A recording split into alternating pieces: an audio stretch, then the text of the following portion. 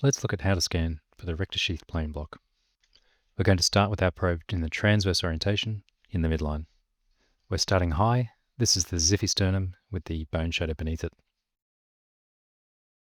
You get an immediate sense of symmetry. There's the linea alba in the midline and the rectus abdominis muscles either side. The rectus sheath joins in the midline, becoming the linea alba, and up this high, you've often got a preperitoneal fat padding. And there's often a variable and quite often depressing amount of subcutaneous fat above. We're going to move the probe out laterally. We're going to see the rectus abdominis muscle come more into view, and above and below it, we'll see the bright fascial lines of the anterior and posterior rectus sheath.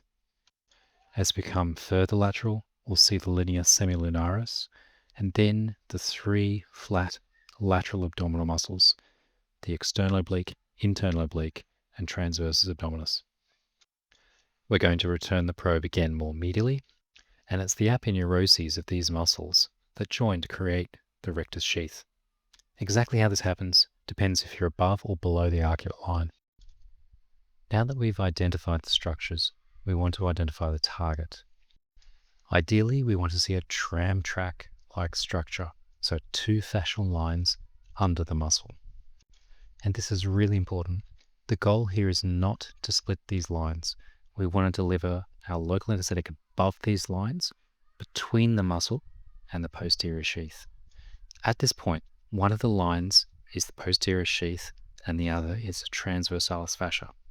We want to contain the local within the sheath, so we do not want to split these lines. Remember, below this is the peritoneum and then the intraperitoneal contents. Don't forget to be intentional when looking for blood vessels. There's a network created by the epigastric vessels, and remember to use Doppler. Thanks for making it to the end. Let me know which Plan A block you want next.